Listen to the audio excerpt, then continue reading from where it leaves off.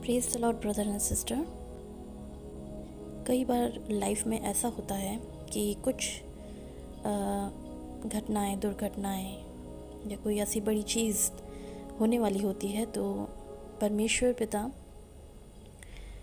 कई बार कई विश्वासी लोगों का जो है कम्युनिकेट करते हैं ड्रीम के थ्रू, विज़न के थ्रू और बाइबल के वचनों के द्वारा, वर्ड ऑफ गॉड।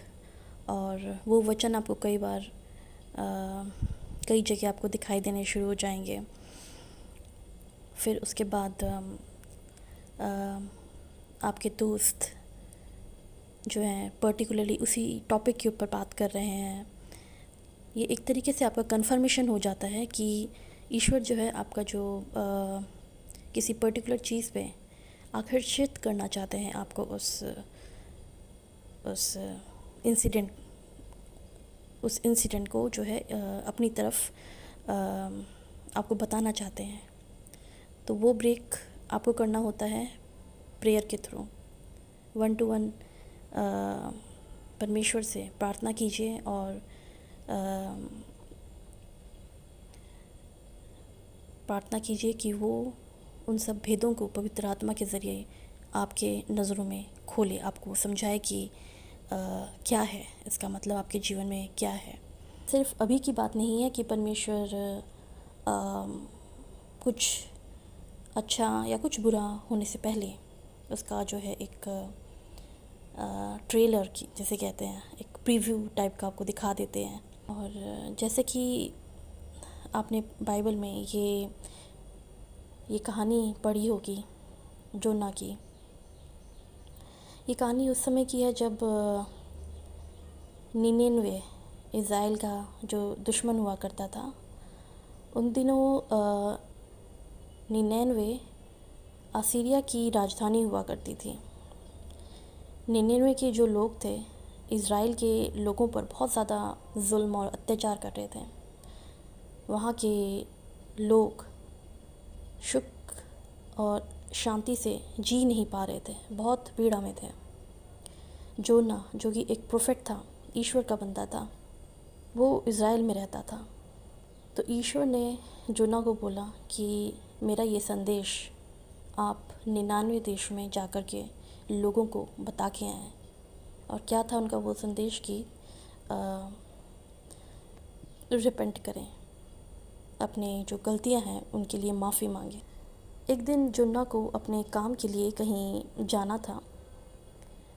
वह अपने घर से निकलकर अपने मंजिल की ओर जाने लगा।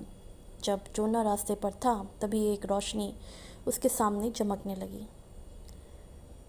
उस रोशनी से एक आवाज़ आई, जोना निनेनवे जाओ और वहाँ के लोगों को समझाओ और कि इज़राइल के लोगों पर जुल्म करना बंद कर दे,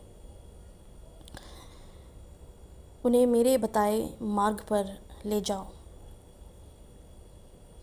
उन्हें अच्छी ज़िंदगी जीने के लिए कहो। ये आवाज़ परमेश्वर की थी जिन्होंने जोना को ये सब करने को कहा था। जोना की लाइफ में परमेश्वर ने ये एक पर्पस रखा था, ये एक विल रखी थी जिसे जोना को पूरा करना था कि वहाँ पे जाकर के अपना सुसमाचार दे, अपना जो है गॉस्पेल दे, लोगों से कहे कि अपने गलतियों की जो है माफ़ी मांगे प्रभु से। ईश्वर जोना परमेश्वर से कहता है, जैसी आपकी आज्ञा प्रभु पिता, मैं आपके कहे अनुसार इस कार्य को करूँगा। जोना परमेश्वर के दिए हुए कार्य को करने के लिए राज़ी हो जाता है, लेकिन इस पर विचार करने के बाद वह सोचने लगता है कि वह कार्य नहीं करेगा। ये एक ह्यूमन नेचर वाला माइंड है। ये हम जो आज की जो जनरेशन है, जो आज का टाइम है, हम सोचते हैं, हम कई बार नेगलेक्ट करते हैं चीज़ों को। अगर हमें कोई चीज़ दिख रही है, परमेश्वर हमें दिखा रहा है, ये ह्यूमन नेचर है कि हम उस चीज़ को अगर मन कर रहा है तो कर लेते हैं, वरना नहीं करते हैं। कुछ इस तरीके से हम लोग हमारे दिमाग में चलता है कि नहीं यार छोड़, नहीं करते यार, देखते हैं क्या होता है। जोना को ईश्वर द्वारा दिए गए कार्य को करने की इच्छा नहीं थी और वह सोचने लगा।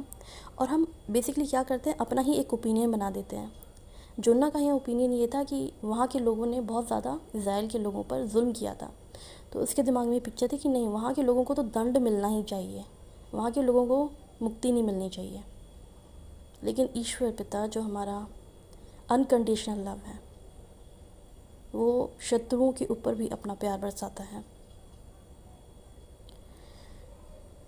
तो जोना ने जो है अपने लिमिटेड माइंड से सिर्फ इतना ही सोचा कि नहीं, वो उसने खुद ने डिसाइड कर लिया कि नहीं, मैं नहीं जाऊंगा, क्योंकि वो ऑलरेडी लोगों को बहुत परेशान करते हैं, मेरे लोगों को बहुत परेशान करते हैं।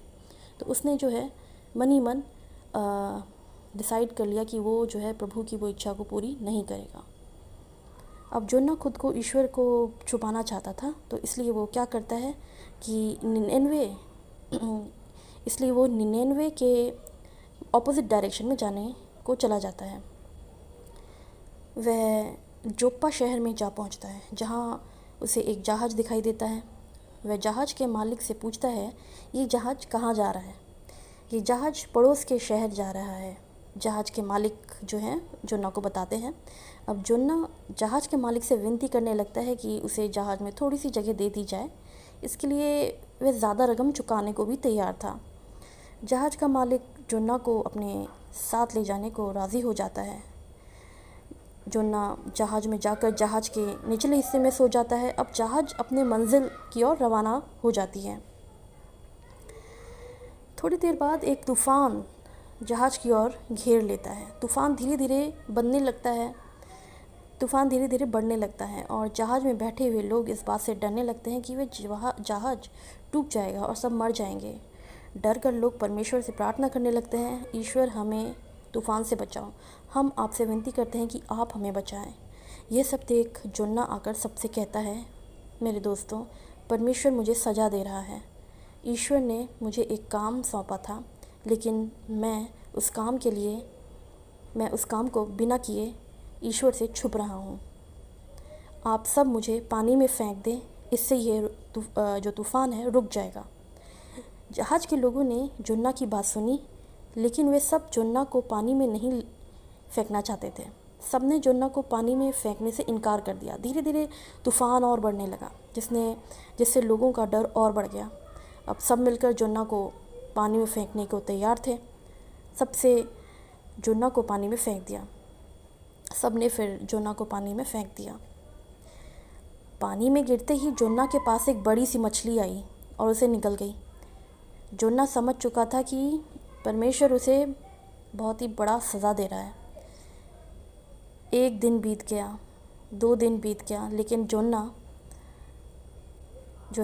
जोना को मछली के पेट में ही रहना पड़ा। वह सोचने लगा कि उसे कभी सूरज देखने को नसीब मिलेगा या कभी वो नॉर्मल ज़िंदगी जी पाएगा। इसी चिंता में वो था। डर के मारे वो परमेश्वर से प्रार्थना करने लगता है, वह उससे यहाँ से बाहर निकाले। जोना ने ईश्वर से माफ़ी मांगी और कहा, मेरे परमेश्वर, मुझे माफ़ कर दे, मैं आपके बताए हुए कार्य को पूरा करूँगा। 3 दिन के बाद मछली ने जोना को एक सुरक्षित और सूखी जगह पर छोड़ दिया। उस जगह पर परमेश्वर ने जोना से कहा, जोना, निनवे जाओ और वहाँ के लोगों को समझाओ और कि इज़राइल के लोगों पर जुल्म करना बंद कर दें। उन्हें मेरे बताए मार्ग पर ले आओ, उन्हें अच्छी ज़िंदगी जीने के लिए कहो।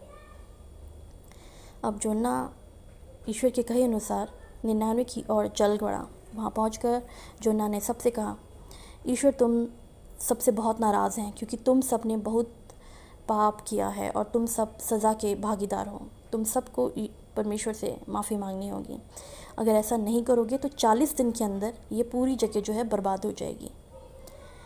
ईश्वर हम सबसे प्यार करते हैं, हमें भी उनसे प्यार करना चाहिए। अपने बुरे कामों को तुरंत बंद कर दो और परमेश्वर से प्यार करो, वे हमारे सारे पापों को माफ़ कर देगा। जोना ने सबसे कहा। सब ने जोना की बात मानी और परमेश्वर से प्रार्थना करने लगे। सब लोगों ने अपने बुरे कामों को बंद किया।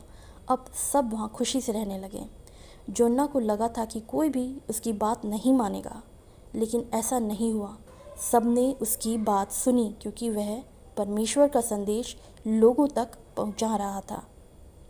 इससे हमें ये लेसन मिलता है कि परमेश्वर के लिए वे काम जो होते हैं वो बिना संदेह हमें पूरे करने चाहिए।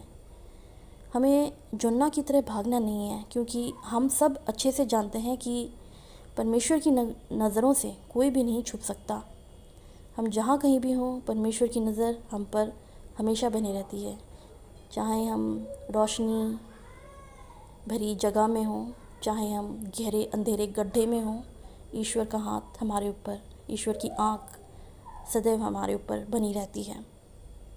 जब ईश्वर ने जोना को कार्य सौंपे तो जोना सोचने लगा कि लोग उसकी बात नहीं मानेंगे, लेकिन वो ये भूल गया था कि उसे परमेश्वर ने स्वयं ये काम करने को कहा है। इसीलिए हमें भी परमेश्वर के कार्य को करने के लिए सोचना नहीं चाहिए।